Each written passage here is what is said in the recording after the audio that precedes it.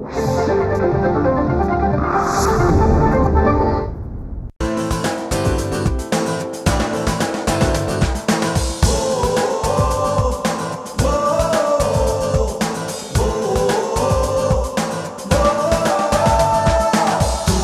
से झुके नहीं, कदम कभी डिगे नहीं। ओ तूफानों से झुके नहीं, कदम कभी डिगे नहीं। राह में रुके नहीं, आसमां से बुलंदी तक। कोशिश से कामयाबी तक, कोशिश से कामयाबी तक, कोशिश से कामयाबी तक, कोशिश से कामयाबी तक, कोशिश से कामयाबी तक। नमस्कार, आदाब। कोशिश से कामयाबी तक सीज़न 2 में मैं ज़रीना वहाब दिल की गहराइयों से आपका स्वागत करती हूँ। दोस्तों, कामयाबी पाना जितना मुश्किल है, उसे बनाए रखना उससे भी ज़्यादा मुश्किल है। कामयाबी सबको नहीं मिलती। कामयाबी का मज़ा वही ले पाता है जिसे कामयाबी मिली हो। आज के हमारे मेहमान ने पिछले कई सालों से कामयाबी का मज़ा चखा है और आज तक मज़ा ले रहे हैं। तो आइए डालते हैं उनके काम पर एक नज़र। हमारे आज के मेहमान का जन्म एक मिडिल क्लास सिंधी परिवार में हुआ। इनके 3 भाई और 4 बहनें थीं। पिता बंटवारे के बाद जयपुर में आके बस गए, जहां उन्होंने कालीन और गलीचे बेचने का काम शुरू कर दिया। हमारे मेहमान को अपने पिता के व्यापार में कोई दिलचस्पी नहीं थी और उन्हें गणित से भी बहुत ज्यादा नफरत थी। इनका मन तो फिल्मों में ही लगा रहता था। फिर भी किसी तरह हाथ पैर मारकर इन्होंने अपनी ग्रेजुएशन पूरी की। पढ़ाई लिखाई के दौरान ही इन्होंने ऑल इंडिया रेडियो पर वॉइस ओवर आर्टिस्ट के तौर पर काम करना शुरू कर दिया था। वहां उन्होंने एक्टिंग की क्लासेस भी ली, पर आखिरकार सन 1962 में ये जयपुर छोड़ मुंबई आ गए। मुंबई में इनकी मुलाकात जाने माने डायरेक्टर ऋषिकेश मुखर्जी से हुई, जिन्होंने इनको एक्टिंग कोर्स करने की सलाह दी। ऋषिदा के कहने पर इन्होंने पुणे फिल्म इंस्टीट्यूट ज्वाइन कर लिया और अभिनय की शिक्षा लेने लगे।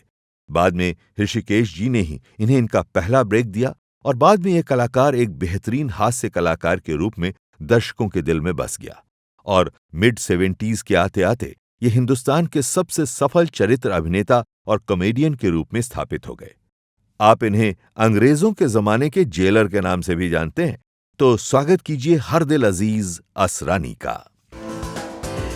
दोस्तों, तो ये थे हम सब के चहेते असरानी जी। आइए उनका स्वागत करते हैं। असरानी जी, वेलकम टू आवर शो। नमस्कार। नमस्कार। नमस्कार। नमस्कार। Thank you so much for coming. अरे माय प्लेजर। नमस्कार, आप सबको नमस्कार। कदम कभी डिगे नहीं। ओ तूफानों से असरानी जी, शुरुआत करते हैं आपके बचपन से। तो आपका बचपन कहाँ और कैसे गुजरा, वो उसके बारे में हमारे दर्शक सुनना चाहेंगे। बचपन जैसे सबका होता है वैसे ही था। मैं जयपुर, हाँ, जयपुर से, अपने राजस्थान की कैपिटल जयपुर जी, वहाँ पे जन्म हुआ। मेरे फादर आए थे पार्टीशन से पहले, तो वहीं पे स्कूलिंग हुई, वहाँ पे कॉलेज हुआ जी। और वहीं पे एक दिन मैंने देखा कॉलेज में इलस्ट्रेटेड वीकली एक मैगजीन आती थी, उसमें एक 4-5 फोटोग्राफ्स थे। वो पूना में एक फिल्म इंस्टीट्यूट खुला है जी। तो हमको लगा क्या एक्टिंग की कोई ट्रेनिंग वगैरह होती है। पहले कुछ ऐसा ज्ञान नहीं था। वो पढ़ने के बाद फिर मैंने और मेरे साथी थे मिस्टर मनी कॉल, हम लोगों ने अप्लाई किया, पूना में इंटरव्यू हुआ, पास हो गए और वहाँ से एक नया करियर शुरू हुआ। जी, याद है, क्योंकि पूना फिल्म इंस्टीट्यूट में जब हमारा जैसे एग्जैक्टली मुझे भी पता नहीं था कि कोई एक्टिंग क्लास होती है, कुछ है। जब मैं आंध्र प्रदेश से हूँ, वहाँ पे जब देखा था पेपर में, तो जिस तरह से आप लोगों ने अप्लाई किया, मैंने भी वैसे ही अप्लाई किया था। और मुझे याद है आप हमें हमारे क्लासेस लेने के लिए 2 बार आए थे। हाँ। वो क्या हुआ, जब फिल्म इंस्टीट्यूट में 2 साल का कोर्स करने के बाद जी, जब हमको लगा कि ये तो आसानी से हमको काम मिल जाएगा बॉम्बे में फिल्म इंडस्ट्री में, तो जब बॉम्बे पहुँचे तो लोग तो चौंक गए। जैसे भी किसी के दफ्तर में जाएं, किसी के ऑफिस में जाएं, तो बोले भाई क्या, कहाँ से आए आप? हमने कहा पूना से आए हैं, फिल्म इंस्टीट्यूट है। फिल्म इंस्टीट्यूट है, वहाँ क्या होता है? हमने कहा ट्रेनिंग होती है। अच्छा, उस वक्त इतना किसी को पता नहीं था। 1965 की बात कर रहा हूँ। ओके। मैं फर्स्ट बैच में था 63 में, तो उस वक्त नया नया था ये सब कुछ। हाँ।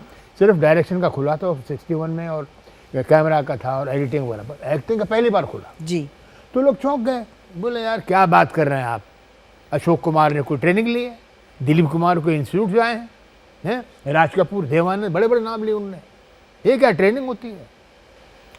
काफ़ी शुरू हुआ, समझ में नहीं आया कि क्या करें, तो लगा कि क्या फ़ायदा हो 2 साल की एक्टिंग कोर्स का। हाँ। फिर एक जगह अप्लाई किया हमने, एक कॉन्टेस्ट होती थी मैगजीन में, फिल्म फेयर माधुरी की, वहाँ भी नए नए लोगों को चांस, वहाँ भी रिजेक्ट कर दिया, क्या है, क्या है कि ट्रेनिंग नहीं होती, वापस चले जाइए।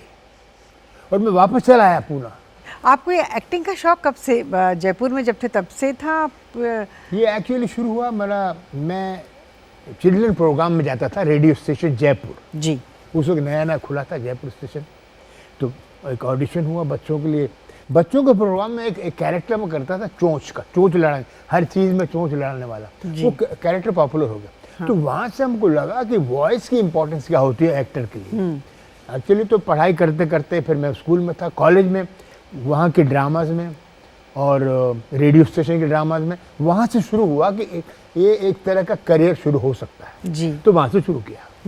आपकी फैमिली की तरफ से कोई किसी ने इतराज़ नहीं किया था कि आप एक्टिंग में क्यों जा रहे हो? किया था। मेरे फादर ने बोला, हाँ। अच्छा खासा तुम्हारा करियर चल रहा है रेडियो स्टेशन पे, अच्छी खासी तनख्वाह मिल रही है, ये छोड़ के जा लो, ऐसे मत करो।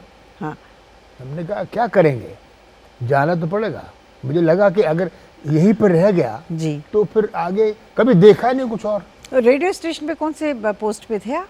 नहीं, पोस्ट को नहीं थी, regular general artist, child artist, फिर ड्रामा आर्टिस्ट। ओके। कोई पोस्ट नहीं होती जी। वहाँ के जो लोग तो पोस्ट, जो दिल्ली से लोग आए थे उनकी पोस्ट होती थी, हमारे रेगुलर विजिटिंग आर्टिस्ट जैसे होते हैं। Okay okay. तो वहीं से फिर मैंने अप्लाई किया पूना के लिए, तो वहीं से शुरू हुआ करियर। जी। और जब आप पूना में पढ़ रहे थे, आपके क्लासमेट्स कौन थे उस वक्त आपके साथ एक्टिंग सीखने के लिए, और कौन कौन थे? ये काफ़ी लोग थे मेरे साथ। आज कोई काम कर रहे हैं उनमें से? उनमें से एक ही काम कर रहा है, उसका नाम है सुभाष गई। ओके, अच्छा, वो आपके बैच के थे? फर्स्ट बैच में थे जी। बाकी सेकंड बैच में फिर आए जलाल आगा, रेहाना सुल्ताना वगैरह, उसके बाद शत्रुघ्न सिन्हा आए, फिर नवीन निश्चल, जया बहादुरी, डैनी डेंजोन पास, ये शबाना आजमी तक, ये सबको हमने कोच किया हुआ है। हाँ, सबको किया हुआ है। And you were also there. तो ये बड़ा अजीब एक्सपीरियंस हुआ वहाँ पे। मुझे बिल्कुल पता नहीं था कि सिनेमा की स्टडी इतनी डेप्थ होती है, क्योंकि जैसे जैसे हमने दुनिया भर के सिनेमा देखना शुरू किए वहाँ पे, polish film, German film, Spanish film, Russian film, इस तरह की फिल्में, फिर वहाँ पे लोगों का आना, सत्यजीत रे साहब खुद आए, ऋतिक घटक आए, डेविड लीन आए एक बार जी, लीमाल, और फिर अपने हिंदी फिल्मों के बड़े बड़े डायरेक्टर आना शुरू कर दिए, बी.आर. चोपड़ा आए, राज कपूर आए, शांताराम आए, बेमन राय। तो धीरे धीरे फिर मालूम पड़ गया कि नहीं, ये एक स्टडी है, और सिनेमा की स्टडी है जिसको आप आसानी से ऐसा इसको खेल में समझिए, इसको सीरियसली लीजिए। हाँ, अच्छा, ये पूना फिल्म इंस्टीट्यूट के बाहर प्रभात स्टूडियोज लिखा रहता है। जी। तो वो Prabhat studios was belong to whom? Shantaram जी और उनके साथ 2 पार्टनर थे। आपको जान के सरप्राइज लगेगा कि देवानंद साहब भी वहीं पर थे जी, गुरुदत्त, रहमान, मोहन सैगल, ये सब लोग वहाँ पे मंथली आर्टिस्ट थे। अच्छा, वहाँ से शुरू प्रभात में जी, प्रभात से शुरू हुआ उनका करियर। हाँ। देवानंद साहब वहाँ पर थे जी। अपने शांताराम जी बताया मैंने आपको, वो तो खैर मालिक थे वहाँ के, और गुरुदत्त डांस मास्टर थे। वहाँ से लोगों की दोस्ती हुई, तो फिर ये लोगों ने बाद में गुरुदत्त फिल्म, देवानंद जी, तो ये बहुत, Prabhat studio was a very revolutionary place.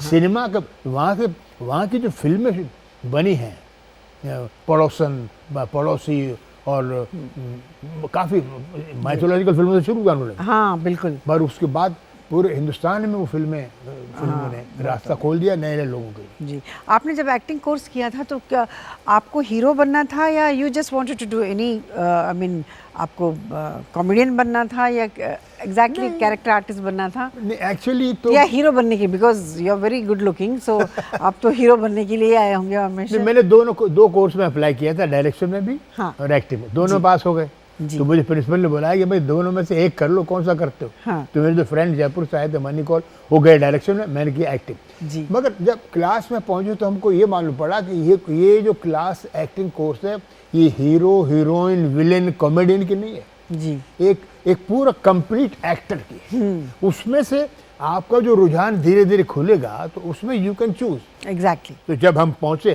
Bombay, तो मुझे एलवी प्रसाद जी को मैंने अपनी फिल्म दिखाई 10 मिनट की। हाँ स्क्रीन पे देख के बोले यार तुमको क्या रोल दें, हाँ हीरो लगते नहीं, हीरो बहुत है हमारे पास, कैरेक्टर घूम रहे हैं बेचारे, बहुत घूम रहे हैं, कॉमेडी भी पड़े हुए हैं, विलन लगते नहीं, क्या करें, क्या क्या रोल दें। मैंने कहा क्या करें, वापस जाओ। मैंने रील उठाई, वापस चले गए। फिर बाद में एलवी प्रसाद जी ने मुझे बड़े अच्छे रोल दिए। बाद में जब एक फिल्म मेरी पहली आई गुड्डी, आपने सबसे ऋषिकेश मुखर्जी आए थे हमारे इंस्टीट्यूट में, वो गेस्ट लेक्चर थे एडिटिंग के जी, और उन्होंने एक मेरी स्किट देखी वहाँ पे, उन्होंने देखा तो फिर वो गुड्डी फिल्म से करियर शुरू हुआ। एक्चुअली तलाश करने आए थे गुड्डी की, उनको एक लड़की चाहिए थी जो गुड्डी का रोल कर सके जी। तो काफ़ी ट्राई किया उन्होंने, बाहर इधर उधर, तो किसी ने उनको बोला कि एक महानगर फिल्म आई थी सत्यजीत रे साहब की जी, उसमें एक लड़की है जया बहादुरी, उसको देखिए, वो जाके वहाँ पे आई है फिल्म इंस्टीट्यूट पूना में।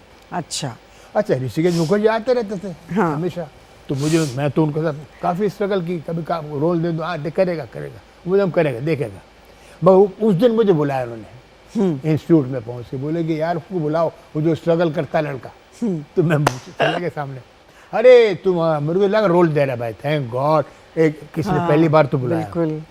तो मैंने कहा यस सर, बोले नहीं तुम्हारा ठीक है, लड़की जया बहादुरी कौन है, लो जी। मैंने कहा यार किसको ढूंढना, ठीक है जी। मैंने कहा है सर लड़की, हाँ।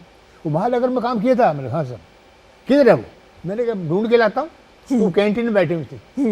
तो डैनी डंजो, अब तो नाम हो गए उनके, अनिल दमन, ये सब बैठे हुए तो चाय पी रहे थे।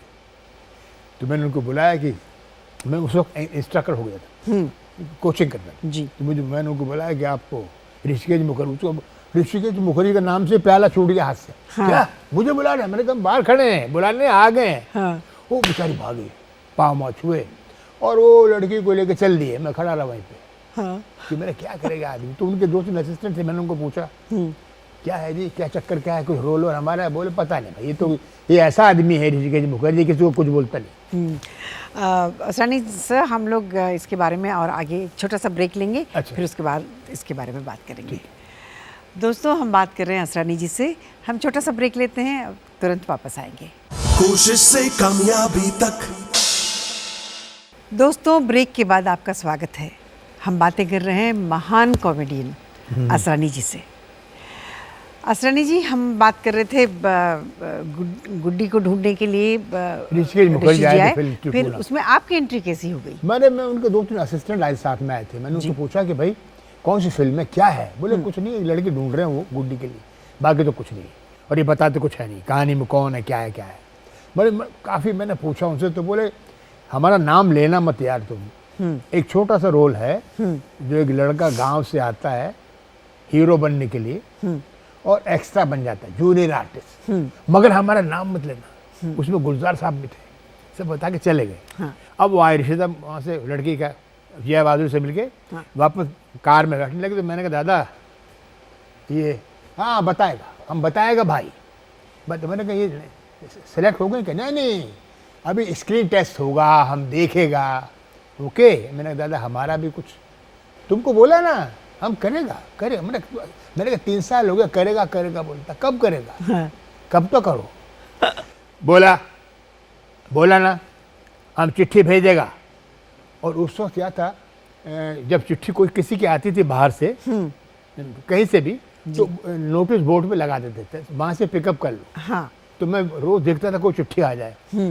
एनीवे, तो मैंने उनको बोला दादा गाड़ी में बैठते हुए, एक है एक लड़का आता है गांव से हीरो बनने। कौन बोला तुमको ये बोला कौन, की रे, होश से की रे? और सब जो जितने असिस्टेंट थे उनको, तुम किसने बोला कि होश से, तू खोल बोलता कहानी। बाप रे, मैंने बोला माफ कर दो, मुझे मतलब नहीं चाहिए। हाँ। बड़े डांटते आके चले गए जी। फिर एक दिन चिट्ठी आई और उसमें नाम था जया बहादुरी का। तो वो बड़ी इंस्टीट्यूट में चिट्ठी फैल गई। इससे पहले कि वो पहुंची बॉम्बे, मैं पहुंच गया बॉम्बे। हाँ। और जाके मैंने बोला दादा, बोले तुमको थोड़ी चिट्ठी लिखा है, तुम कैसे आ गया? हाँ। फिर उनको दया आगे होगी, फिर स्क्रीन टेस्ट हुआ उनका, पास हो गई। और ये 2 सीन का रोल मुझे दिया उन्होंने गुड्डी में। हाँ। वहाँ से शुरू हुआ जी। फिर उसके बाद गुड्डी से लेके बेमिसाल एंड तक कोतवाल साहब, मिली, बावर्ची, हाँ तकरीबन अभिमान, हाँ, अभिमान, आलाप, जी चुपके चुपके, हाँ और चैताली में नेगेटिव रोल दिया, बिमल साहब की पिक्चर थी वो। जी। तो ऐसे करते करते मैंने 10-12 फिल्म काम हाँ किया। उनके साथ, जैसे आजकल मैं प्रियदर्शन जी की सब फिल्मों में, हाँ वैसे ही ऋषिदा थे। जी ऋषिदा के साथ ऑलमोस्ट सभी दूसरा एक फिल्मों में थे। माइलस्टोन था गुलजार साहब का। अभिमान में सबसे बहुत बेहतरीन और रोल भी था, और आपने तो खैर बहुत अच्छा निभाया। अभिमान वाज वेरी गुड। अभिमान में ऋषिकेश मुखर्जी का ही कंट्रीब्यूशन है, क्योंकि वो मुझे खुद पता नहीं था कि ऐसा कोई रोल देंगे, क्योंकि वो देखते नहीं थे कैसे कि किसका फेस कॉमेडियन का है क्या, एज एन एक्टर। तो बोले एक सेक्रेटरी का रोल करते हो पता भी नहीं चला। बोले सेक्रेटरी का रोल है, एक सिंगर है अमिताभ बच्चन, उनका कॉन्फ्लिक्ट, तुम्हारा तुम उनका काम संभालता है, आता है तुम जाता है। मैंने ये क्या रोल है यार, आता है जाता है, हाँ फिर बोलता है कुछ, तो इसको समझाने का ढंग ऐसा था। मैं समझा चलो ठीक है कर लेते कर लेते। क्या जब पिक्चर चली तो मालूम पड़ा कि मेरा तो नाम उसमें आ गया नॉमिनेशन में, बेस्ट सपोर्टिंग एक्टर। बहुत बहुत अच्छा काम तो ये था। उनका काम था जी। और आपकी एक फिल्म थी गुलजार भाई की, मेरे अपने। हाँ, तो गुलजार भाई की डेब्यू फिल्म थी वो पहली फिल्म थी जी उनकी। तो उसमें आपकी एंट्री कैसी हुई? उसमें बिकॉज गुलजार साहब राइटर थे ऋषिदा के लिए। ये सब लोग बेमल रॉय के स्कूल के हैं जी। बेमल रॉय के जितने भी असिस्टेंट थे या राइटर थे वो सब राइटर बन गए और सब डायरेक्टर बन गए। तो उसमें एक लिरिक्स से शुरू किया, गुलजार साहब उनके असिस्टेंट थे, तो साथ में एडिटर थे ऋषिकेश मुखर्जी, तो उनकी पूरी टीम थी जी। तो जब उनको डायरेक्शन का चांस मिला तो मेरे अपने से शुरू, और इंस्टीट्यूट के सब नए लड़कों को लिया उन्होंने। हाँ और विनोद खन्ना का पहला चांस एज ए हीरो, और विलेन शत्रुघ्न सिन्हा, मीना कुमारी की लास्ट फिल्म, हाँ, मीना कुमारी की लास्ट फिल्म थी। उनको उनके साथ हमने उनको काम करते हुए देखा तो हैरान हो गया कैसे करते। एक पेज का सीन वो बोलती थी, हाँ गुलजार क्या डायलॉग है पढ़ो, ओ सुन लिया, ओके टेक। हम बोले कैसे? हाँ इतने साल सर्वाइव करने का रीज़न ये था। बिल्कुल। तो ये उनकी पहली फिल्म थी, और पहली फिल्म जो चली दिल्ली में, हाँ उसमें शत्रुघ्न सिन्हा का एक छेनू कैरेक्टर, उसी से तो छेनू निकले। एग्जैक्टली। हाँ, और छेनू जब हीरो को मारता था लोग ताली बजाते थे, उल्टा था ये या। जब विलन मारता हीरो को।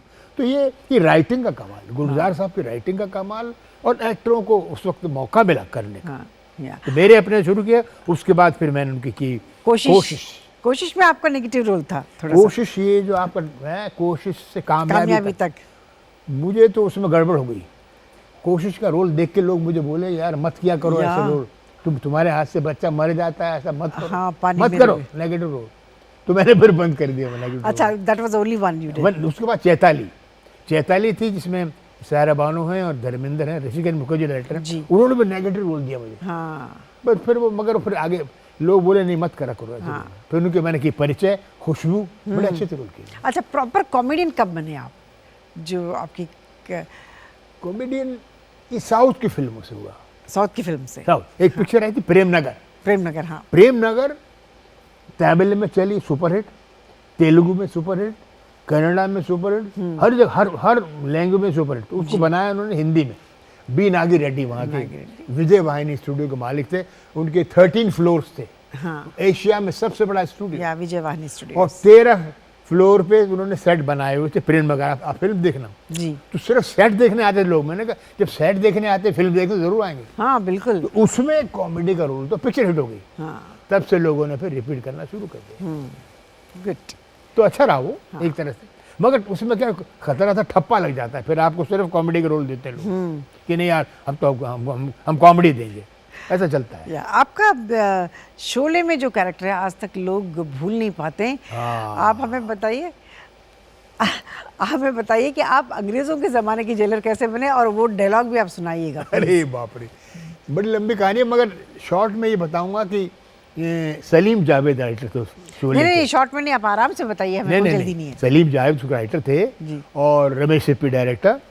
तो मुझे उन्होंने बुलाया अपने ऑफिस में कि भाई एक रोल करना है जी, और ये एक जेलर है जो आता है, धर्मेंद्र और अमिताभ जेल में है, वो उसको बेवकूफ़ बना के निकल जाते हैं। तो मैंने कहा होगा मगर जब उन्होंने वर्ल्ड वॉर सेकेंड की किताब दिखाई है, उसमें हिटलर का पोस्ट, हिटलर के 10-12 पोस्ट थे, हिटलर ऐसे खड़े हैं, ऐसे खड़े हैं, वैसे खड़े हैं, वैसे।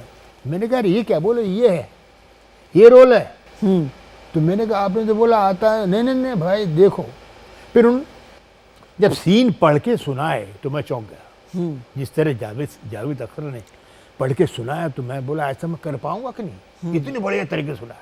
और जब सलीम साहब ने समझाया मुझे कि देखो इसका गेटअप कैसा होगा, ये चलेगा कैसे, इसके कपड़े कैसे होंगे, इसकी विग कैसे होगी और ये पोज कैसे होंगे।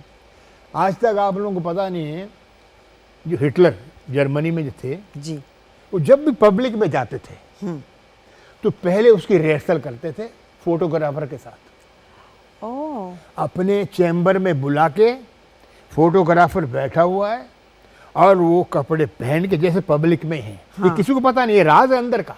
अच्छा। और तभी फिर वो अपनी बात करते थे और वो फोटो खींचता जाता। फिर वो देखते कौन सा पोज अच्छा है, ये कि वो ये, तो वही पोज में आके पब्लिक में खड़े होते थे। ये किसी को पता नहीं। कमाल और है। ये प्राइवेट फोटो बाद में मिले लोगों को। हाँ, और दूसरी चीज, वर्ल्ड के जितने फिल्म इंस्टीट्यूट हैं उसमें हिटलर की आवाज रिकॉर्डेड है ट्रेनिंग के लिए दूसरे लोगों को। जी, इसलिए ट्रेनिंग के लिए कि एक मुल्क के सारे नौजवानों को एक आवाज ने कैसे भड़का दिया कि चलो अपनी जान दे दो। तो जाकर एक तो वो पोज उसकी रिहर्सल कर चुके हैं जी। और आवाज में ये चप्या है, चले भा, मतलब चलो मरो, और सारे बोलते हाँ हिटलर। वो आवाज पकड़ी करके बताया उनको। हाँ। बोले यार अच्छा है, पोज बताओ।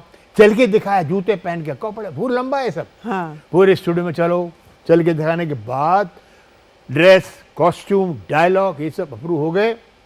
तो पहले दिन की शूटिंग में पहला ही सीन है, मेरी एंट्री है। हाँ, अटेंशन, टिंग टिंग टिंग, आते सलीम जावेद साहब बैठे हो, राइडर बैठे हो। देखा उन्होंने पहले सीन में मैं फिसलता हूँ सीढ़ी से, वो भी लिखा हुआ है।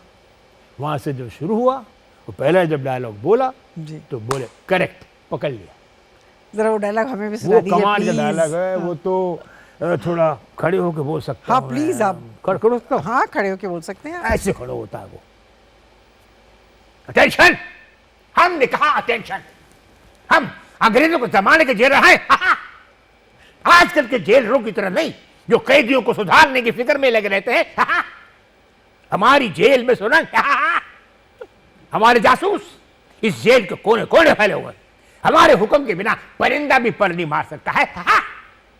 हम जानते हैं आजकल हमारी बातों को पसंद नहीं किया जाता है, इसलिए हर जगह से कुछ दिनों में हमारी बदली हो जाती, मगर इतनी बदलियों के बाद भी हम नहीं बदले। हम जानते हैं तुम लोग कभी नहीं सुधर सकते हो, और हम नहीं सुधरे तो तुम क्या सुधरोगे। 1975 का है डायलॉग, मगर आप जो बच्चों को याद है, मुझे हाँ। बता रहे थे कि बच्चे भी इनको मैं मतलब याद करते हैं। जी, तो ये बड़ी लैंडमार्क थी, एक फिल्म माइलस्टोन थी। तो आज तक आज देख लीजिए, कहीं भी जाना है छोरे का डायलॉग बोलना ही पड़ता जब आप ये कर रहे थे फिल्म, तभी आपने कभी सोचा था कि ये आपके लाइफ टाइम का रोल बन जाएगा? है। ना, बिल्कुल नहीं। बल्कि एक मौका ऐसा था कि फिल्म जब अभी रिलीज नहीं हुई थी तो लोगों ने बोला ये रोल काट दो। क्यों? लेंथ बढ़ गई थी। तो एक आदमी ने उनको बोला कि जो मंगेश देसाई जो रिकॉर्डिंग कर रहे थे, री रिकॉर्डिंग वाले लंदन में, जी हाँ। बोले ये मत काटना, गड़बड़ हो जाएगी, इसको मत काट। मुझे बाद में मालूम पड़ा, मगर काट दिया था। सिर्फ 70 mm नहीं काटा था। तो जो लोगों ने देखा तो बोले नहीं जोड़ो, फिर वापस जोड़ना पड़ा उनको। ये भी हिस्ट्री है। हाँ, जुड़ गया, आज तक वो अमर हो गया वो डायलॉग। that's nice. और लिखने वालों को कमाल है और डायरेक्शन का कमाल है। Very good. अब इतनी मज़ेदार बात के बाद हम एक छोटा सा ब्रेक लेते हैं। हाँ बिल्कुल। दोस्तों, कितना मज़ा आ रहा है ना, असरानी जी अपने एक्टिंग जो करके दिखाया, बहुत मज़ा आया। हम लोग अब छोटा सा ब्रेक लेते हैं, ब्रेक के बाद लौटेंगे, जाइएगा मत। कोशिश से कामयाबी तक। दोस्तों, ब्रेक के बाद आपका स्वागत है। हम बातें करते हैं असरानी जी से। हाँ सर, तो मैं ये पूछना चाह रही थी, आप एक्टिंग करते करते फिर डायरेक्शन का शौक आपको कब से हुआ? क्योंकि आपने डायरेक्शन का कोर्स तो किया नहीं था। नहीं। हाँ, तो फिर ये आपने अपनी पहली फिल्म बनाई थी चला मुरारी हीरो बनने। करेक्ट।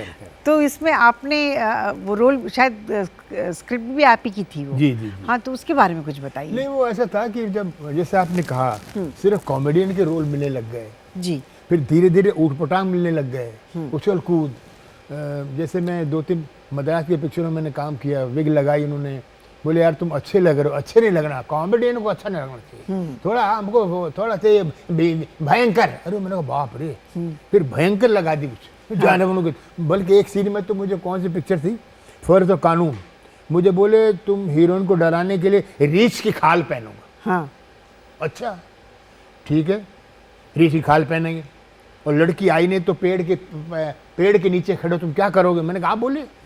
नहीं आप बोलो। मैंने कहा लड़की नहीं है, मैं देखूंगा, लड़की आई नहीं क्या करूं, घड़ी देखूंगा, हाँ। रेस्टलेस घूमूंगा। नहीं, हमको कॉमेडी में तुम पेड़ की पत्ती खाएगा। अरे मैंने कहा साला मर गया।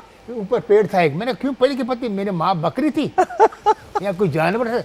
नहीं, ये खाना है कि नहीं? करेगा नहीं तो सीधा टिकट, इसका टिकट कट। अरे मैंने ठहर जा, मद्रास में शूटिंग जी। वरना अगर आप नहीं करेंगे ना तो आपकी टिकट रेडी थी।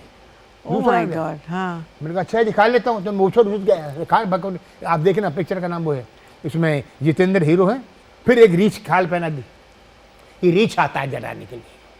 अरे यार मैंने कहा कल ही बोलेंगे, कपड़े भी उतार दो, धीरे धीरे ऐसा हो जाएगा। तो मैंने बोला बड़ा मुश्किल, तो थोड़ी फ्रस्ट्रेशन आ गई। तो मैंने कहा क्यों नहीं मैं अपना, तो गुड्डी के रोल को एक्सटेंड करने के लिए मैंने बनाया। फिर मैं गया कलकत्ता, तरुण मजूमदार एक राइटर हैं जिनकी पिक्चर मैंने काम किया था, बालिका बधू, जिसके नाम से बाद में सीरियल बना। उन्होंने मुझे फिर गाइड किया कि तुम कैसे लड़का गांव से आके आएगा छोटे शहर से और हीरो बन जाएगा। तो चला मुरारी हीरो बन, और फिल्म चल गई काफ़ी। हाँ। काफ़ी लोगों ने उसमें पसंद किया। हाँ। मगर फिर वो उसमें गड़बड़ क्या हुई, फिल्म के लोगों को लगा ये डायरेक्शन कर रहा है, एक्टिंग कब करेगा, कॉमेडी के सीन करेगा कि नहीं करेगा, तो धीरे धीरे रोल हटना शुरू हो गया जी। तो रोल भी नहीं दे रहे हैं और डायरेक्शन भी नहीं दे रहे हैं। तो एक जगह आके मुझे लगा क्या करूँगा, तो फिर मैंने सोचा कि क्या करें। तो हमने जो एक्टिंग सीखी थी उसका एक थोड़ा सा मैंने करियर शुरू किया एक्टिंग के लिए। हाँ। तो कुछ प्राइवेट कोचिंग शुरू कर दिया जी।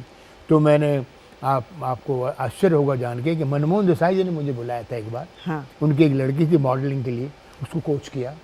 और बॉबी से पहले ऋषि कपूर, डिम्पल कपाड़िया 2 दिन उनके साथ अच्छा कोचिंग की। हाँ। फिर गुरुदत्त फिल्म में नई फिल्म बनी थी उमंग, उनके हीरो हीरोइन की कोचिंग शुरू की। फिर किशोर साहू, तो इस तरह नरेंद्र नाथ, शैलेंद्र सिंह, गौतम सनी, तो काफ़ी लोगों को, तो मुझे लगा ऐसा कुछ करूं। मगर फिर धीरे धीरे फिर रोल मिलना शुरू हो गया, तो डायरेक्शन भी हट गया। सर आपने मुझे भी डायरेक्ट किया था एक फिल्म सलाम मेम साहब, I can never forget that. हमने पूरे ताज के पास शूट किया था। ताज के पास गेट ऑफ इंडिया शूटिंग की थी, गेट ऑफ इंडिया ताज के पास। अच्छा, उतनी सारी हीरोइन थी, आपने मुझे ही क्यों चूज किया उसमें, बताइए। हाँ, उसमें एक लड़की चाहिए थी जो एक उसमें रहती है, छोटे चौल में रहती है और इनोसेंट। हाँ है, और अपने उस लवर पे बहुत विश्वास करती है, भोली है जी। और उसको पता नहीं ये अंदर जो चला गया है जी, पेटी बजाते बजाते ऐसे हाँ। अंदर चला क्या, ये कौन सी दुनिया है। हाँ। तो ऐसी लड़की थी, इनोसेंट थी। तो यू लुक, यू लुक। अरे थैंक यू सो मच। और काम करते हुए बहुत मजा आया उसमें, मेरा काम भी बिल्कुल हटके था, बहुत अच्छा था। It was very nice. आज तक आती है फिल्म, टीवी पे आती है, लोग पसंद करते हैं। Nice movie. मगर फिर वो क्या 24 आवर्स का काम है डायरेक्शन, तो सारा सिर्फ वही करना पड़ेगा, दूसरा काम नहीं कर सकते, इसलिए मैंने फिर वो हट गया। ओके। अच्छा, मैंने सुना है आप अपना इंस्टीट्यूट भी एक्टिंग का खोलने वाले हैं, उसके बारे में बताइए। एक पॉइंट एक ऐसा आ गया है कि जहाँ फिल्म इंडस्ट्री ने इतने रोल दिए मुझे और बड़े बड़े एक्टरों के साथ काम किया जी। अब जो बेचारे न्यू कमर्स आते हैं स्मॉल जगहों से, छोटे टाउन से, और उनको उम्मीद होती है, एम्बिशन होती है कि हम कुछ बढ़ने लाइफ में, और कई बार मिसगाइडेड हो जाते हैं जी। और छोटी छोटी जगहों पे ट्रेनिंग लेके निकल, हमने ये सोचा कि ऐसी एक जगह बनाएं जहाँ का रियल एटमॉस्फेयर हो, जहाँ पर प्रोफेशनल एटमॉस्फेयर हो, जहाँ पर न्यू कमर आए उनको कैमरा कैसे फेस करना है वो सिखाएं, कैसे ऑडिशन देना है वो सिखाएं, और कैसे एक अच्छे रोल के लिए तैयार करना हो।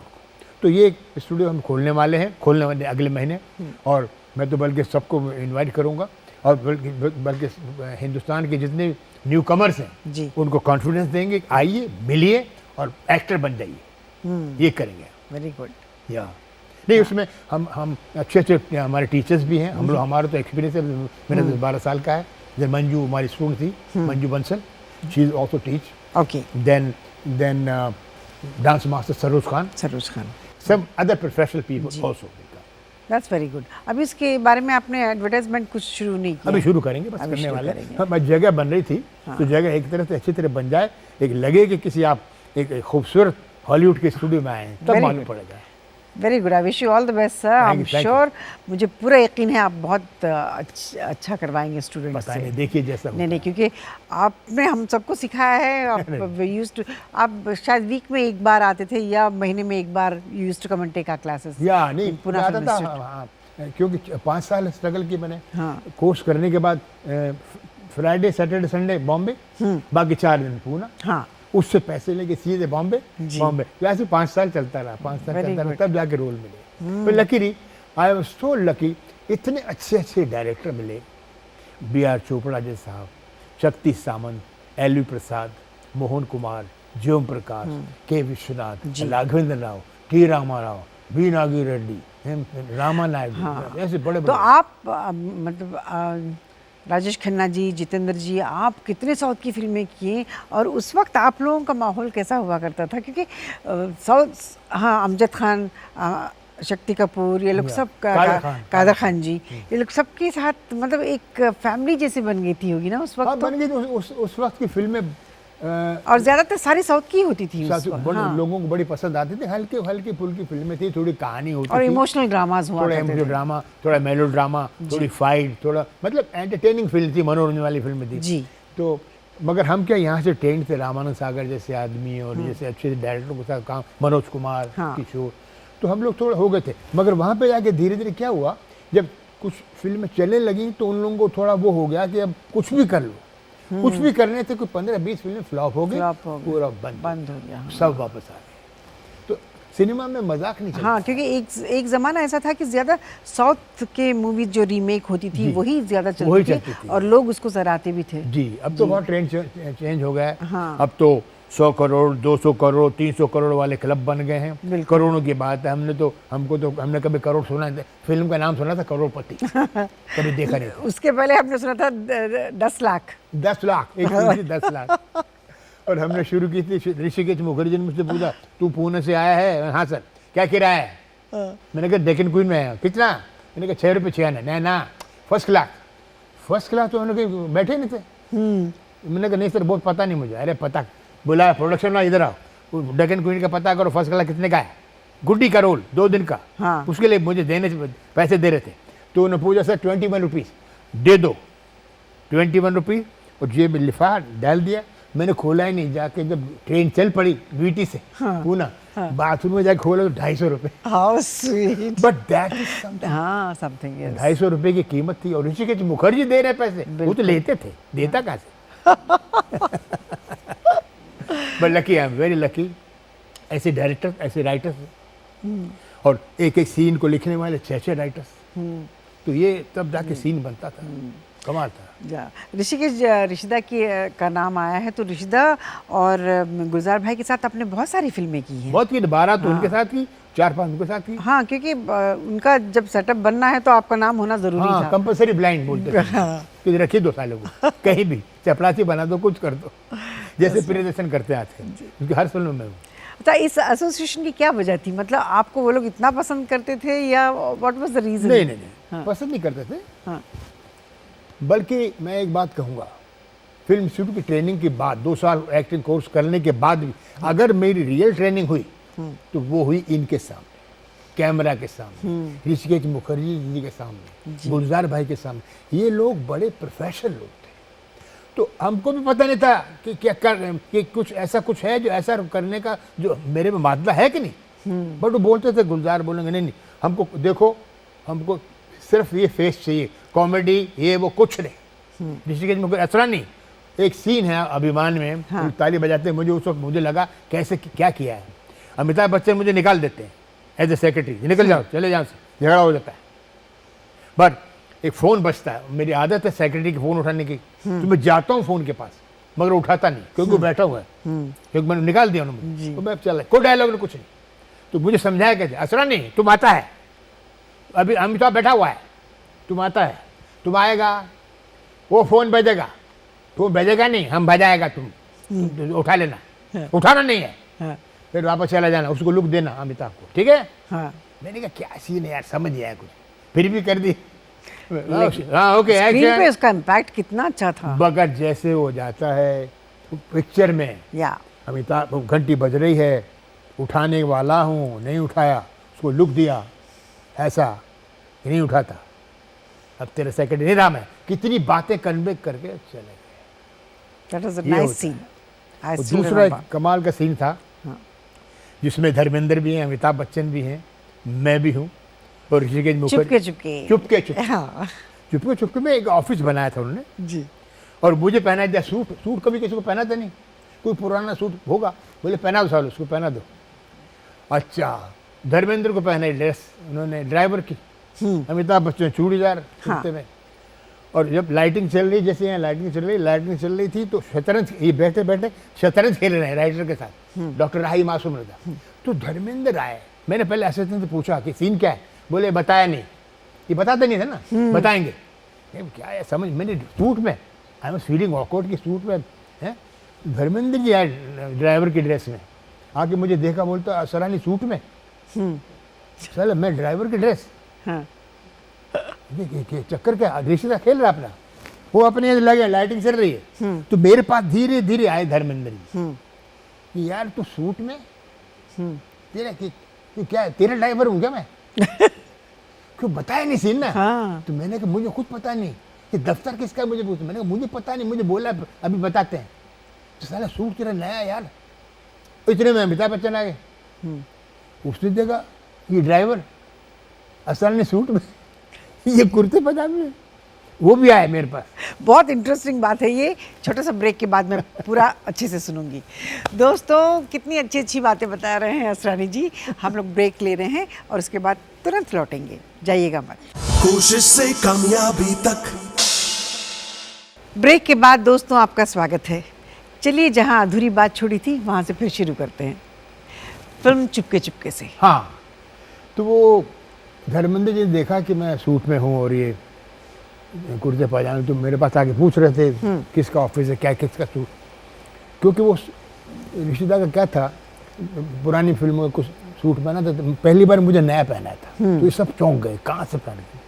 उस रिश्तेदार ने खेलते खेलते देखा, ये बोला क्या धर्म, क्या पूछता है, क्या पूछता है? नहीं दादा, कुछ नहीं, हम ऐसे ही, ऐसे क्या स्टोरी पूछता है, स्टोरी का सेंस होता, तुम हीरो होता क्या है, इधर हो बैठा होता।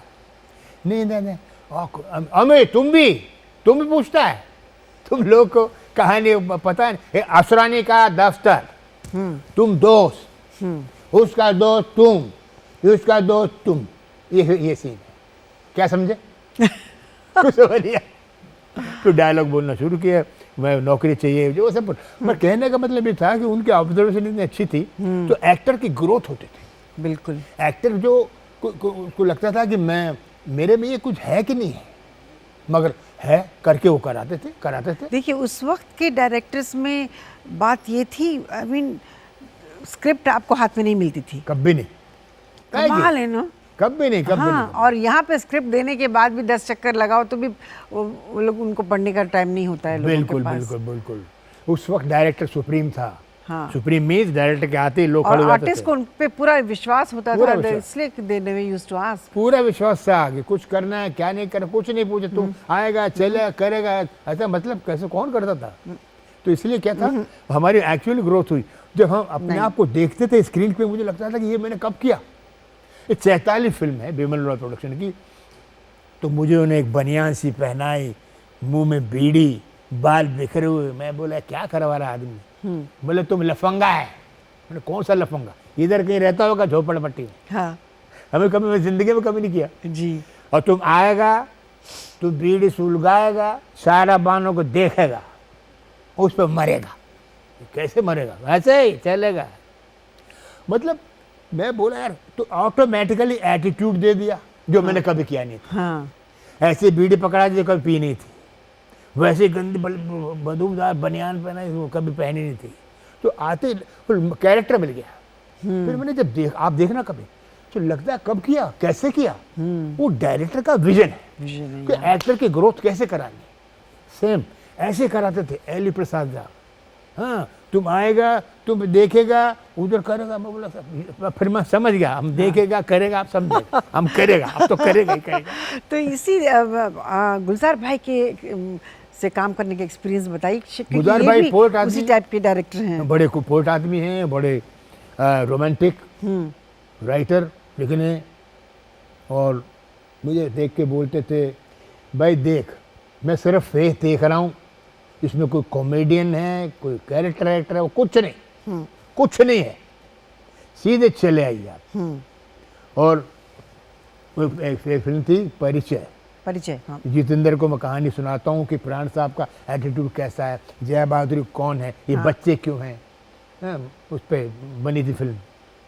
तो बोले चुपचाप सुनाओगे, देखते रहो, ऐसा हुआ जी, फिर ऐसा हुआ जी, फिर वैसा हुआ जी। मैंने कहा यार कितनी मोनोटन लगता है ना करते हुए। हाँ। तो स्क्रीन पे देखिए ये लोगों का कमाल था। हाँ। ये लोग कैसे करते थे, क्या और आपने खुशबू में भी काम किया था, हेमा जी खुशबू हेमा जी का ब्रदर भाई बना बने था थे। ना। हाँ हेमा जी का ब्रदर बना था, और वैसा रोल हेमा जी ने कभी किया नहीं जिंदगी।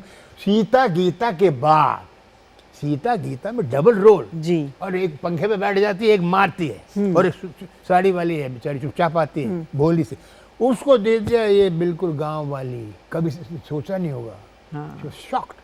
या और नहीं हेमा जी ने बिल्कुल ग्लैमरस नहीं थे, बिल्कुल ग्लैमर कुछ नहीं था। सीधे आएंगे, बैठेंगे, मैं भाई से बात कर रही हैं, अब रिजल्ट देखिए। तो ये लोगों को विजन था, एक्टरों को पेश करने का एक स्टाइल था, जो आजकल बड़ा मुश्किल है जी।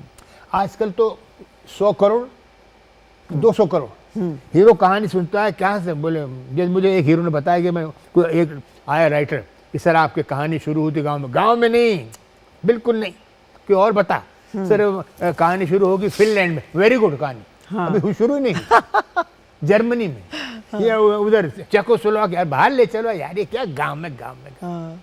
ये होता था। आजकल ऐसा चल रहा है, बिल्कुल। और कितने करोड़ की इसकी बिजनेस होगी पहले, ये आजकल हो गया है। तो आजकल बिल्कुल ऐसे हो गया है, बहुत मैकेनिकल हो गया है, काफी लोग बदल गया है। बदल गया, लोग भी बदल गए, लोगों को मजा आता है ऐसे सुपरफिशियल फिल्मों में काम करने। हाँ।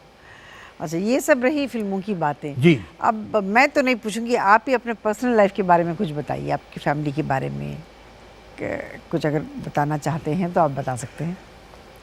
देखिए अपनी पूरी लाइफ फिल्म लाइन में लगा दी, यही फैमिली है। जयपुर कब का भूल गया मैं, कभी कभी जाता हूँ, मगर अपने इस माहौल में जो हम बड़े हुए, ग्रोथ हुई, और आज भी जब लोग शोले का डायलॉग बोलने को कहते हैं या मिलते हैं या फोटो खिंचवाते हैं तो लगता है कि नहीं कुछ किया। I think I was very lucky कि इतने अच्छे अच्छे डायरेक्टर के साथ काम करने के बाद आज एक जगह पे आके लोग देखते हैं कि नहीं तूने ठीक किया यार, अच्छा किया। तो बस यही खुशी है और कुछ नहीं। Audience is my life. जी जी मेरे लिए। That's so nice. अब अपने प्ले के बारे में कुछ बताइए। प्ले कौन सा? ये जो अभी पद्मिनी के साथ जो किया था उसकी बहुत तारीफ सुनी है मैंने। 3 प्ले मैं कर रहा हूँ, 2 दिल्ली में, एक यहाँ पर स्टेज प्ले। तो स्टेज प्ले भी क्यों करते हैं कि कई बार आपको रिजुबिनेट होना पड़ता है कि कैमरा तो कर लिया, अभी लाइव ऑडियंस कई बार आप देखते नहीं जी। सिनेमा के पर्दे पे हम आपको नहीं देख सकते, दर्शक हमको देख सकता है जी। तो ताली बजा रहा, गाली दे रहा, क्या हमको पता नहीं पड़ता।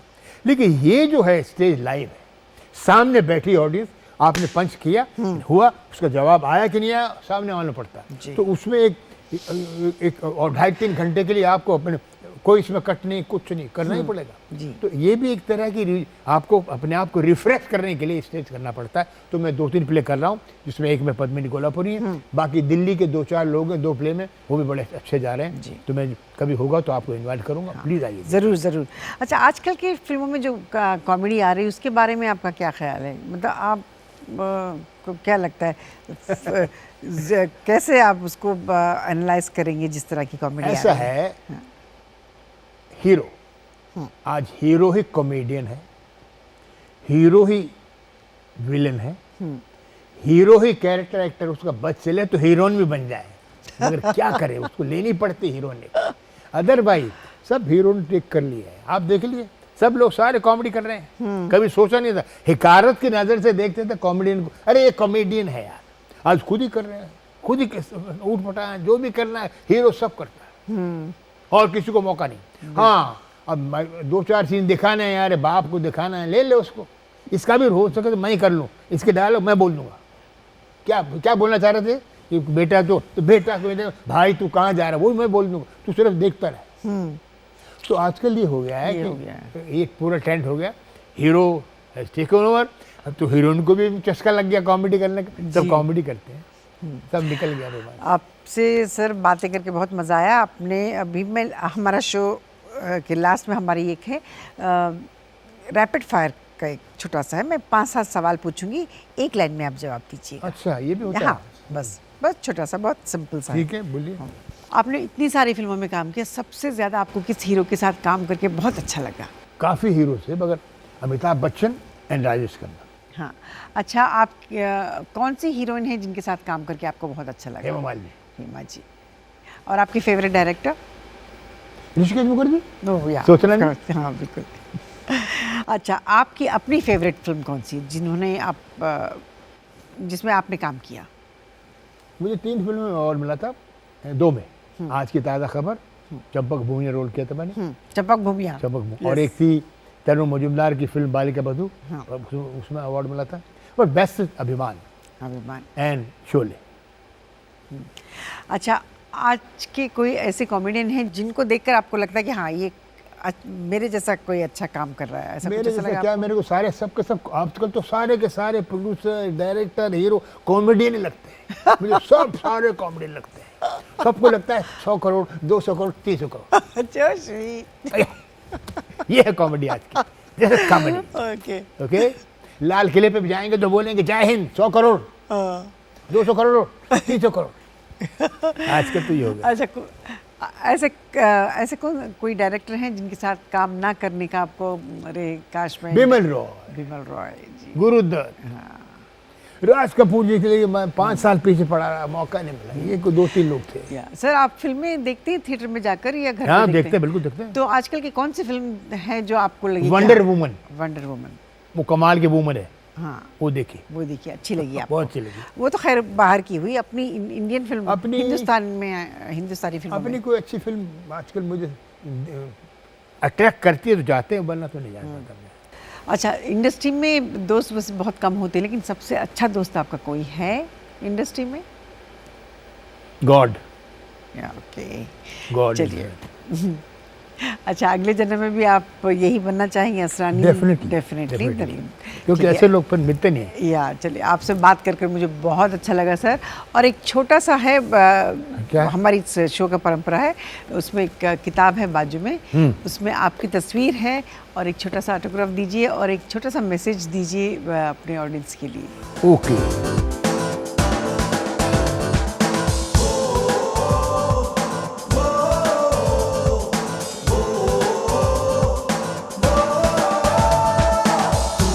से झुके नहीं,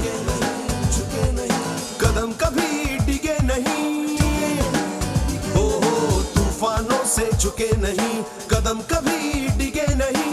राह में रुके नहीं, आसमां सी बुलंदी तक, कोशिश से कामयाबी तक, कोशिश से कामयाबी तक, कोशिश से कामयाबी तक, कोशिश से कामयाबी तक, कोशिश से कामयाबी तक, कोशिश से कामयाबी तक, कोशिश से कामयाबी तक।